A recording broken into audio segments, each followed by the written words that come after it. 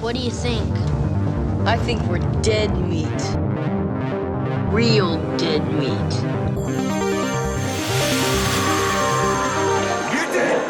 Go ahead and laugh, you guys. If I ever find a little bastards that did this, they're dead meat. Julia, thanks so much for taking the time to talk to me. Thank you. So you're highly acclaimed in your craft. You've won multiple Emmys and a Golden Globe, and now you're doing Wolfman. And also you have coming up Apartment 7A, a prequel to Rosemary's Baby. And as much as I love horror and think that it's underrated, not everyone feels that way. And I'm wondering, was there any internal or external debate about you doing genre films like this? When you do any sort of horror movie or genre film like this, as an actor, you can feel the growth after doing it, because it's really such extreme circumstances that's happening to the characters, and you just are not you're not so afraid in a way afterwards to do different things as an actor. I noticed doing a horror film. So yeah, you find it allows you to stretch more muscles than just a traditional drama or something like that. a mumblecore. Yeah, exactly. You know, I like seeing things that are a little more on screen, like big and external, and having an experience. I feel like that's what film is really all about. It's you're going to the theater, you want an experience. That people want an experience. We were touring the set that's right behind us, the farmhouse interior. They did an amazing job. They did. It's incredible. Yes. And right now it's dressed for what appears to be at least some point within the story where windows are boarded up and there are signs of scuffling going on. And I'm wondering, how much of that involved you? How physical was this role for you, and was it more physical than previous roles? It's been more physical than most roles. I'm not the one, with the wood. Yeah. But this is the most I've ran around. Like, I've been running around a lot on this film. Did you have to train for that? Did you do anything like conditioning or? No, I didn't. I'm playing a journalist, so maybe if I'm, fighting for my life, it's not such a bad thing. Yeah, I'm so curious to see your character in this film, because in the original Universal monster films, the female characters are often interesting and well acted, but mostly they serve as kind of a reflection of humanity for the monsters. But knowing how Leigh and Corbett write their women characters, I can't imagine that you're just there for Wolfman's purpose. Like, your character, I'm assuming, is much more active and an individual within themselves. And is that something that you'd agree with? Like, did that draw you to the role? There were so many things that just the different, also just with the scenes, but also the stage directions. One of the things that I loved was the camera moving from wolf vision to human vision. I thought that was just really cinematic, but also I've never seen anything like that done before, and I'm always attracted to things that have never been done before on screen. Yeah, which is so rare to see. Which is so rare to see. So I was like, oh, there can be something here. Yes, she is a wife, but she's a mother. She is a working woman in, trying to balance that work life and her family life. And I think that also attracted me too, because that's a very common problem. Yeah, it's a real struggle. It's a real struggle. For sure. So people are going to relate to that, but then there's going to be this supernatural element to it. I love things that are a contradiction. My last question is just for my own personal edification, because I'm actually a big Madonna fan, and I saw her on her Celebration tour, and I saw that, correct me if I'm wrong, but she picked you to play her, and I know that the film has been kind of postponed, and I'm not sure what's going on with it, but is that true? Have you met with Madonna and have... Yeah, she's awesome. Yeah. She's great. What was that experience like for someone like her to be like, you are who I want to portray me in media? Like, that's got to be such an honor.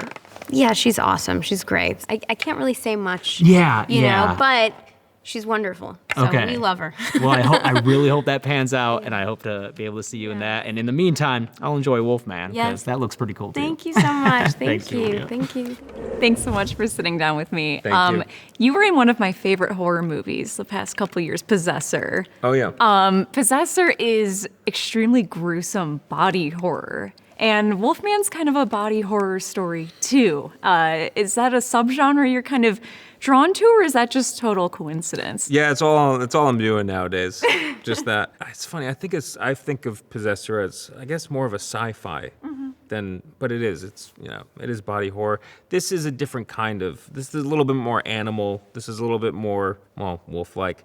But yeah, I mean, look, I'm always in both of these things. I'm always excited to do something unreal. It's always fun to sort of test your imagination in that way, what that can be. So whether it's Possessor, where, I need to pretend Andrew Riseborough is in my body, or this, I need to pretend a wolf is. These are all fun acting challenges. There's been a lot of, focus on the visual aspect of the character, but something I noticed on set yesterday, we were lucky to see you film in full makeup as the Wolfman, was the sounds that you were making. I found were really unsettling. There was this weird mix of the animal and the person, and I'm wondering if even just the sounds coming out of you as you're doing maybe more action-focused scenes, is that something you're keeping track of? Filming a movie out of order, how your character should even sound as you're jumping from scene to scene? Yeah, it's for sure. It's something like Leigh and I would talk about, and I sort of came in with a bag of ideas essentially, and then when we have to map it in terms of the gradual change, how the gradual change happens, how much of it we put in or how much of it we take out. And then but sometimes Leigh and I will just do a take, and within that scene, I'll give different levels of that in each take, just in case you want to sort of, he can then in the editing room, play around with the levels that he wants for that. So it's a bit of both. I keep track of it, but sometimes I just throw some caution to a wind and just try whatever. I see. Yeah. Were you really familiar with the Universal monsters before you started this project, or? Yeah, I mean, I was familiar with them. I mean, I'd also seen, obviously, Invisible Man, which Leigh did, but also the old Invisible Man I had seen, and then the 1941 Wolfman. Yeah, with Lon Chaney. Yeah, exactly. I'd seen that a long time ago, though. Do you have like a favorite, maybe monster performance from a certain film? Or because I love Claude Rains as the Invisible Man. That's a great one. He's a menace. We had talked a lot about The Fly. That's also a similar and gradual performance as this one is. I had talked before about Elephant Man. That's a favorite of mine. You've named two very sympathetic characters. Yeah. Well, especially the script that Leigh wrote, I do think this one tends a little bit more towards tragedy in that way. Well, thank you so much. It was really nice to talk to you. Right. Thank you very much. Leigh, it's such an honor to meet you.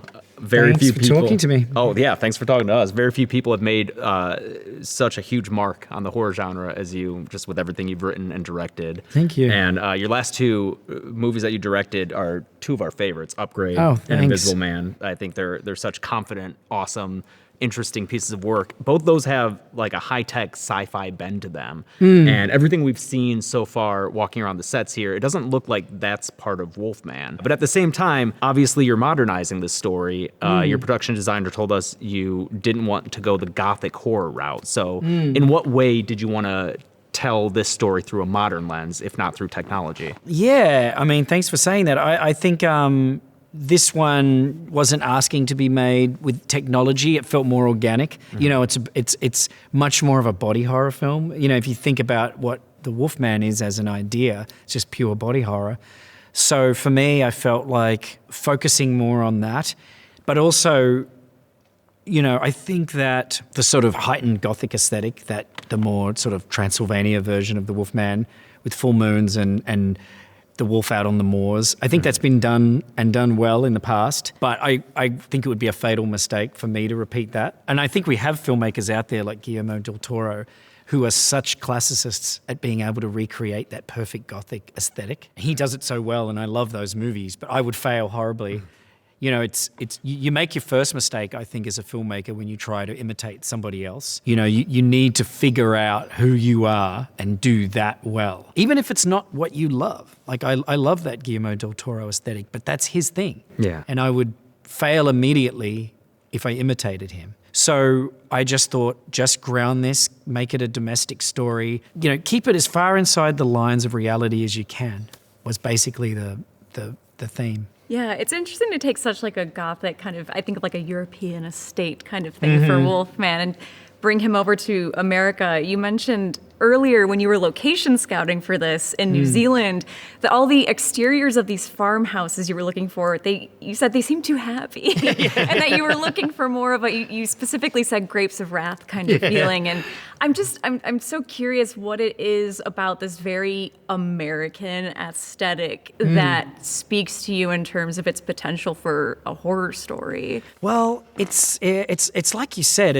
Often the setting dictates the vibe. You know, so if you set a horror film in Romania, there's something that that is drawn from that because the architecture and the vibe and the tone of the people, everything will affect it. You know, I guess it's why spy movies are always set in Europe. You know, it's so the spy can walk into the bar and have the guy be like, "Your table is ready," or whatever. You know, it feels more exotic when the guy has a martini. Doesn't quite work in like Tampa. Yeah. You know, the spy comes into Orlando, Disney World, and is like, your fishbowl's ready. Yeah, exactly. It's like your fishbowl is ready.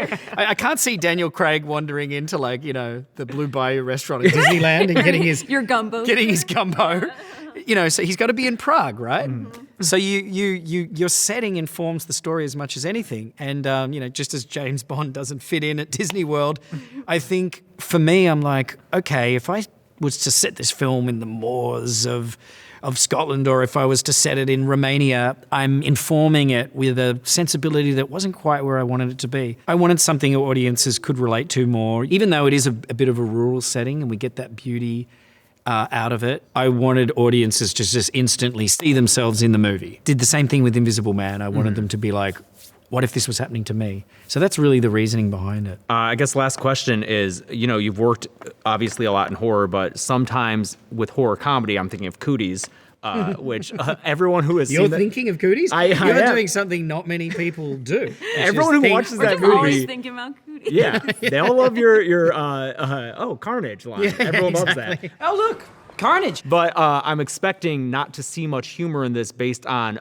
the previous interview you just did. You thought of screening Amore for your cast and crew, which is so mean. I know, That's the isn't most it? depressing movie I've ever seen. It is, yeah. Yeah. It's right up there. It's right up there. So I'm with, assuming no humor in not in too much. Wolfman. There's a little bit.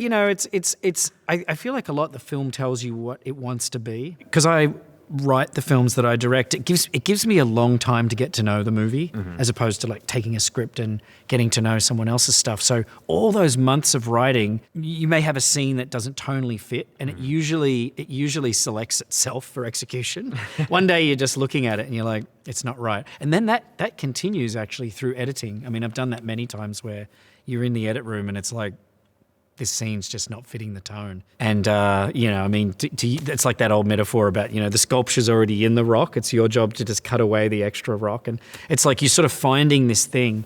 So with this, it didn't feel like having a funny tone to it was good. But that doesn't mean that when the family's experiencing more happier times, that you can't get the audience smiling. You do want to drag them in. That would be another tonal mistake, I think, would be to just hit the audience over the head with dread and horror and grim depression from the very first frame. Yeah. I think it's like draw them out and then they don't know they've swum too far out, and then suddenly you're like, oh, I'm too far from shore, I'm going to drown, and it's too late. That's the feeling I want to give. Well, great. Sounds perfect for a horror movie. Thanks so much for talking to us. Thanks, guys. Thanks, Dead Meat. Thanks a lot, man. You guys have traveled all the way from LA. That's a lot. Yeah. Now you have to go back right now. Yep. Like you're late for your plane. Right. See ya. Cheers.